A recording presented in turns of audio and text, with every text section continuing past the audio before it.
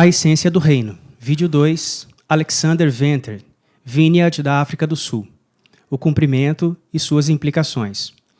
Bom dia, Vineyard Brasil, como vão? Eu sou Alexander Venter e me sinto honrado pelo convite de compartilhar a palavra de Deus e falar sobre o reino. Quando as pessoas me perguntam o que eu faço, eu respondo: a minha missão de vida é entender, viver e ensinar o que Jesus ensinou, que é o reino de Deus. Essa é minha paixão, o rei e o reino, e oro para que seja a sua também. Então, Jesus, obrigado por estar mais uma vez com os meus irmãos do Brasil através da tecnologia e peço que os abençoe ao ouvirem esse ensino e fale conosco, Espírito Santo, nos ensine, abre as nossas mentes e corações para receber a verdade do Rei que nos liberta. Eu oro por cada pessoa que ouve esse ensino, que o teu reino venha com poder através da palavra, em nome de Jesus. Amém. Amigos, no vídeo 1, eu falei sobre a promessa e a formação do reino em Jesus, conforme ele observou do Antigo Testamento. E agora quero falar sobre o cumprimento do reino e suas implicações. Então o tema é a essência do reino de Deus, e falamos sobre a promessa contida no Antigo Testamento e como ele moldou a mente e o pensamento de Cristo. Agora falaremos sobre como ele se cumpre em Jesus e as implicações disso para nós, seus seguidores. E só reforçar mais uma vez sobre o versículo que compartilhei com vocês no vídeo 1 de 1 Coríntios 4:20. Quando orei pedindo a Deus por uma palavra para a Vineyard Brasil e o Espírito Santo continuou a me lembrar. O reino de Deus não consiste em palavras, mas em poder. E eu creio que vocês precisam do poder do reino como nunca antes. E para experimentar e praticar o poder do reino é crucial que vocês entendam a essência do rei e do reino. E é por isso que estamos ensinando isso. E quanto mais clara for a visão que vocês têm de Jesus, em termos de seu pensamento, seu ministério e sua mensagem do reino, mais vocês provarão o poder e a liberdade que o reino traz e se tornarão instrumentos do reino em seu ambiente, cidade e nas nações. Portanto, é muito importante ter consciência do contexto enquanto Vineyard e a necessidade de manter a história e a praxis ou prática do reino e a consciência do contexto onde vivemos e ministramos em nosso país. Acoplar a essência do reino pelo poder do Espírito Santo, sendo relevantes em nosso contexto, em constante transformação, é um desafio. Nós não vivenciamos a igreja, no ministério, o reino sempre do mesmo modo. Isso muda de acordo com o nosso contexto e as necessidades que nos cercam. Encontramos novos meios criativos de viver a essência do reino que nunca muda, que permanece igual, porque a revelação de Deus é plena e total através de Jesus e seu reino, o qual entendemos, vivemos, ensinamos e praticamos. Eu tenho o diagrama que chamo de Jesus e a sua cosmovisão do reino, e vocês verão que começo a mostrá-lo a partir do lado esquerdo, e ali estão alistadas as crenças, percepções da realidade que ele observou enquanto era ainda criança, ensinado pelos seus pais na Torá e também na sinagoga. E quando tinha 12 anos, um ano antes de seu ritual de Bar Mitzvah, o menino afirma: eu devo cuidar dos assuntos do meu pai. Ele tinha uma consciência e um profundo senso de sua identidade como filho do pai, destinado a cuidar dos assuntos do pai, que era trazer o reino. Desde pequeno, sua mente e compreensão estavam sendo formadas até os seus 30 anos, quando iniciou seu ministério. Ele tinha uma forte compreensão e cosmovisão subconsciente e estrutura mental de Deus e seu reino, e ele cria que tinha um papel em trazer e ensinar o reino, e vocês verão isso no diagrama. E começa assim: no princípio Deus criou tudo e era bom. No sexto dia, Deus disse: façamos o homem à nossa imagem e semelhança, para que governe a terra, e isso era muito bom. Porém, o inimigo em forma de serpente engana Eva e Adão, que pecam contra Deus. Essa queda trouxe a morte. Vocês sabiam que, se não fosse pelo pecado, Adão e Eva ainda estariam vivos fisicamente hoje? Pois Deus não projetou o corpo humano para a morte. Ele foi feito para viver para sempre. A morte é um inimigo intruso que invadiu a criação de Deus nesta era por causa do pecado de Adão e Eva. Paulo é claro em Romanos capítulo 5. A morte veio por causa do pecado. E toda forma de doença é uma amostra da morte. Os nossos corpos são mortais, nossas mentes são corrompidas, bem como os nossos apetites e desejos. A morte invade através da doença, demônios e toda sorte de coisas. Então vivemos nesta era caída que é corrompida. Paulo a chama de a era presente do mal. Então Satanás domina nessa era através de uma humanidade caída e quebrada, que é escrava do pecado. Em João 8, Jesus conversa com os fariseus e diz: todo aquele que vive pecando é escravo do pecado. Versículo 44. Vocês pertencem ao pai de vocês, o diabo, e querem realizar o desejo dele. Ele foi homicida desde o início, é mentiroso e o pai da mentira. Sabe, as pessoas que não estão fazendo a vontade de Deus na terra como é feita no céu, estão fazendo a vontade de Satanás na terra como é feita no inferno. Ou você faz a vontade de Deus, que começa em seu corpo, que é o primeiro pedaço da terra pelo qual devemos orar. Senhor, venha o teu reino em minha mente, corpo, emoções, pensamentos e em minha vontade. Eu submeto a ti a minha vontade. Jesus sempre orava: Pai, não a minha, mas a tua vontade seja feita. Então fazemos a vontade de Deus na terra, em nosso corpo, em nossos pensamentos, em nosso casamento, em nosso trabalho, nas nações da terra. Ou se não estamos fazendo a vontade de Deus, que é trazer e viver o reino, nós estamos, na verdade, fazendo a vontade de Satanás na terra como ela é feita no inferno. Há uma imensa batalha. As pessoas são escravas do pecado, vivendo nesta era do mal. No entanto, surge uma promessa do Antigo Testamento, isso está no diagrama, quando o profeta hebreu diz: um dia o Senhor virá. Quando ele vier, conforme Isaías, virá como o rei Messias, pelo poder das águas, do Espírito. Esse será o dia do Senhor, quando ele trará a salvação. E isso se refere à era futura, o dia de Yahvé. Então os judeus tinham essa esperança de que ao final desta era haveria a era futura, quando o Senhor reinaria através do seu rei. Mas o mistério é esse: essa era futura, o reino de Deus, o céu, já veio e irrompeu na história 2000 anos através de João Batista.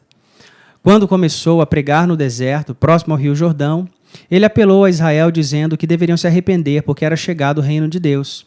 Então Jesus, aos 30 anos, deixou os negócios da carpintaria de seu pai, foi até João Batista para ouvi-lo, foi mentoreado por ele, batizado por ele, então começou a pregar a mesma mensagem que João pregava: arrependam-se porque é chegado o reino. E Jesus cria que ele era o rei. Então, o futuro governo e reinado de Deus, aquilo que os profetas hebreus tinham profetizado para o fim, já tinha se manifestado em Jesus de Nazaré e ele acreditava nisso de um modo único. Sua missão, sua vida, seu ministério era isso: trazer o reino, trazer o céu à terra, a era futura do governo e domínio de Deus e libertar as pessoas do domínio das trevas. E é por isso que ele operava milagres. Todos os milagres e curas são o que a Bíblia chama de sinais e prodígios. Um sinal não é um fim em si mesmo, mas é algo que aponta. Então, quando você pega a estrada para ir a São Paulo, por exemplo, espero estar pronunciando corretamente, você vê sinais na estrada que dizem: prossiga nesse sentido, ou continue à esquerda. Isso é um sinal para chegar ao destino.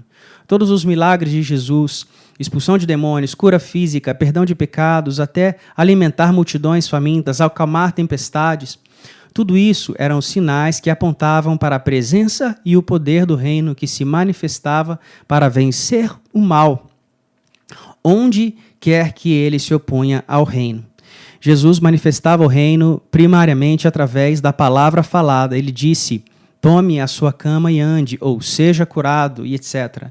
Ele dava uma ordem e acontecia. Então, o ministério de Jesus, sua mensagem era o reino, culminando em sua morte e ressurreição. Na cruz, ele fez a expiação do pecado de Israel e da humanidade. E em Marcos diz que o véu do templo se rasgou de alto a baixo. Na verdade, aquela cortina do templo de Herodes que separava o lugar santíssimo onde Deus habitava do lugar santo onde o sumo sacerdote ministrava, era tão grossa e pesava que precisava de 14 juntas de bois para separá-la. Foi o que afirmou Joséfo, o historiador judeu. Mas Deus rasgou o véu inteiramente quando Jesus clamou: Eloi, Eloi, lama sabachthani. Deus meu, por que me desamparaste? E por coincidência, amigos, eu estou gravando esse vídeo na manhã da sexta-feira da Paixão, quando Jesus estava pendurado na cruz, e às 3 da tarde daquela sexta ele clamou: Deus meu, por que me desamparaste? E então o véu do templo se rasgou e Deus diz que a grossa e densa barreira que separava Deus de nós, humanos carentes, foi rompida. O céu se abriu, assim como no batismo de Jesus. O reino de Deus invade em poder para perdoar, curar, trazer justiça, libertar da opressão demoníaca, e a obra na cruz foi consumada e provada, porque Jesus ressuscitou ao terceiro dia. E a ressurreição no domingo de manhã fala da nova criação, porque em Israel, no hemisfério norte, nessa época do ano, é a primavera. E Jesus foi sepultado em um jardim, numa tumba feita de pedra, e ressuscitou no domingo. Quando Maria vai ao sepulcro cedo naquele dia para ungir o corpo de Jesus, ela vê que a pedra tinha sido removida.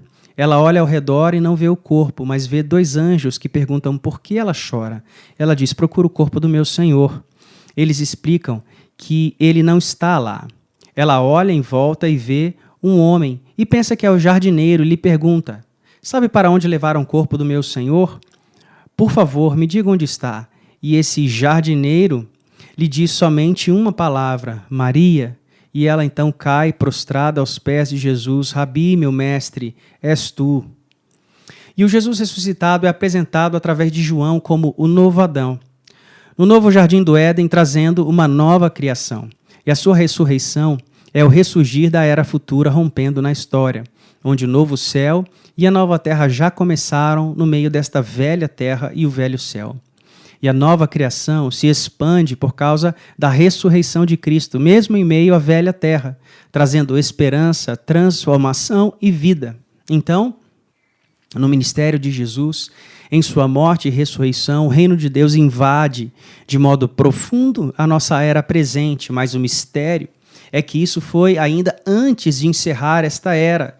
E com a invasão da era futura do reino, nessa era presente do mal, onde as pessoas ainda pecam, ainda há doença, racismo, injustiça, dor, violência, pobreza, o descontrole da natureza com tsunamis, terremotos. Estas 2 coisas coexistem. Há uma sobreposição da era presente com a era futura. Então, depois que Jesus subiu ao céu no Pentecoste, ele derramou seu Espírito com poder e capacitou a igreja a levar a nova criação, o reino, até os confins da terra. E é por isso que Paulo disse: se alguém está em Cristo, é nova criatura. As coisas velhas já passaram, eis que tudo se fez novo. E é isso que chamamos de cumprimento em Jesus das profecias do reino no Antigo Testamento. Ele cumpriu as promessas do reino em sua vida, ministério, morte, ressurreição e no derramar do Espírito. E nós, seus seguidores, estamos neste tempo de cumprimento. No entanto, ainda aguardamos a segunda vinda de Cristo, quando ele consumará o reino na terra. E há 2000 anos Jesus disse: eu voltarei, e então os justos que morreram ressuscitarão. Então teremos corpos incorruptíveis como o dele, ele fará nova todas as coisas e reinaremos com ele, e o mal será destruído para sempre. Esta é a consumação do reino. Então o diagrama é importante no aspecto da cosmovisão e estrutura de pensamento e crença de Jesus. Ele cria nisso, ele vivia para isso em sua vida e ministério. Você e eu precisamos entender a essência do reino, aperfeiçoar essa cosmovisão de Jesus e viver o tipo de vida que ele viveu, do modo como ele viveu, ensinar o que ele ensinou, do modo como ele ensinou, e amar do jeito que ele amou, porque ele era a encarnação do reino e ele nos deu o reino para que continuemos a fazer o que ele fez em seu nome e em sua autoridade. E então, amigos, esse foi um diagrama e tenho outros 2 antes de terminar. Este é sobre as implicações da vinda do reino em Jesus. Elas são muito importantes e eu reduzi o filme amplificado de Isaías. A imagem de Isaías da salvação holística.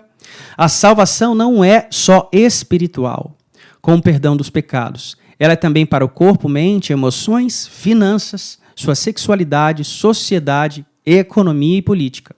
É para a justiça, é para os pobres, para a ecologia da floresta amazônica. A teologia do reino de Deus estaria profundamente preocupada com a preservação da Amazônia. Então, eu resumi as amplas implicações da imagem de Isaías sobre tudo que envolve a essência do reino em 4 implicações irredutíveis e missionais. E você as verá no próximo diagrama. Hebreus 6 descreve o reino como os poderes da era futura que penetram a era presente e começam a mudar as pessoas, a vencer o mal e a liberar as pessoas. Os poderes da era futura, a partir de Jesus até a sua segunda vinda, tem se manifestado. O reino sempre primeiramente vem através de poder. O nascer de novo é pelo poder do Espírito. A cura, a expulsão de demônios e em todas as outras demonstrações, o ministério do Espírito Santo, que tanto estimamos na Vineyard, o ministério do reino, é o ministério através do poder e dons do Espírito Santo para trazer o reino às pessoas. Cura, sinais e milagres são a primeira implicação essencial missional do reino. Quando nascemos de novo pelo poder do Espírito, de dentro para fora, começamos a ser transformados à imagem de Cristo. Então, a transformação pessoal, que é a jornada da mudança do nosso caráter, tornando-se cada vez mais parecido com o de Jesus, é a segunda implicação da vinda do reino em Jesus. E a terceira implicação, então, transborda em direção à sociedade e em forma de engajamento e transformação social, que é cuidar dos pobres, buscar justiça e promover a consciência ecológica para o bem da natureza de forma profética, como uma antecipação da renovação da criação. E, por último, a quarta implicação é missões mundiais. A palavra grega eschaton é de onde deriva o termo escatologia, o estudo dos fins dos tempos. Eschaton é o fim. O alvo de Deus é alcançar e reunir todas as nações com o reino, e então virá o fim. Então eu encerro essa fala com este slide, falando a mesma coisa, mas de outro ponto de vista. Portanto, as implicações do reino de Deus, a teologia e a prática do reino se reduzem a 4 dimensões missionais ou implicações. A primeira é a manifestação do poder. E eu escrevi 4 livros sobre essas 4 implicações essenciais, específicas do reino de Deus para os seguidores de Jesus. O reino vem em poder. Então, todo o ministério de cura no poder do Espírito Santo para fazer as obras de Jesus e conduzir as pessoas para o reino está neste livro, Curando, que está disponível na Amazon. A segunda implicação do reino é a transformação pessoal. Quando você nasce de novo e começa a viver a vida do reino, esta vida eterna do Espírito em você te dá o novo coração da nova aliança e o Espírito de Deus começa a te transformar de dentro para fora. E esse livro, Vivendo a Espiritualidade, é onde eu abordo esta dimensão missional do reino, a transformação pessoal do caráter à semelhança de Cristo. Ou seja, não adianta nada operar milagres poderosos e viver uma vida dupla de imoralidade sexual e blasfêmia, supostamente se achar um grande homem de Deus por causa dos milagres, se o seu caráter for corrupto. Isso seria uma vergonha para o nome de Jesus. Presidentes que são cristãos, líderes, pastores e profetas que mentem, que profetizam falsamente e vivem uma vida dupla em que abusam das mulheres, são predadores lascivos, usam as pessoas para alcançar seus objetivos, mas lhe falta o caráter. Seu caráter é corrupto e distorcido, embora preguem em nome de Jesus. Que grande vergonha para a igreja, para nós, seguidores de Cristo. Então, nós precisamos ter um caráter trabalhado para a credibilidade do Evangelho. Você precisa de integridade para que Deus tenha credibilidade aos olhos do mundo, porque o mundo olha para você e para mim e ele vê a igreja, que é basicamente uma cópia da sociedade. Nós nos divorciamos, mentimos, cometemos pecados sexuais, temos relacionamentos errados com muitos, assim como o mundo faz. Infelizmente, a igreja é muito mais uma cópia da sociedade do que um modelo do reino de Deus. A igreja deveria ser o modelo e a encarnação do reino futuro hoje para mostrar à sociedade o que a comunidade de Deus é, para dar ao mundo a esperança de transformação. Então, isso é muito importante, amigos. A terceira implicação é que a transformação pessoal implica em transformação social. Esse livro, Vivendo a Reconciliação, veio depois de 12 anos vivendo como homem branco em Joanesburgo e trabalhando na comunidade negra de Soweto, que fica ao lado de Joanesburgo. Um lugar que viveu debaixo de opressão do apartheid. Durante estes anos, eu trabalhei pela justiça e reconciliação em nome do rei e do reino, buscando reconciliação com os negros, asiáticos e indianos e tentando ser um instrumento de reconciliação de Deus em nossa sociedade dividida. Eu sei um pouco sobre o Brasil e sei que, assim como na África do Sul, o Brasil tem um índice muito alto de desigualdade econômica. Na verdade, de acordo com as pesquisas, a África do Sul está logo atrás do Brasil nos índices. E sabe, o reino de Deus tem muito a dizer sobre isso. Jesus falou: o Espírito de Deus está sobre mim, pois me ungiu para pregar as boas novas aos pobres. Deus se preocupa com os pobres, com os quebrantados, os famintos, e ele diz: dê água ao que está com sede, dê roupas ao que está nu e dê comida aos famintos. O reino de Deus penetra na sociedade e começa a transformá-la, confronta a injustiça, o racismo, o sexismo e a corrupção. Ele fala a verdade em nome de Jesus e está disposto a ser martirizado pela verdade do reino. É impossível você ser do reino sem se engajar politicamente pelo bem da justiça e da retidão. E a quarta implicação é missões mundiais. Esse livro, Vivenciando Igreja, foi o primeiro que escrevi sobre como viver a igreja enquanto povo do reino, com a mente do reino até os confins da terra. A Vineyard é um movimento internacional de plantação de igrejas para formar comunidades do reino em todo o mundo, para que então venha o fim. Então encerro com essa última frase de Jesus em Mateus 24:24.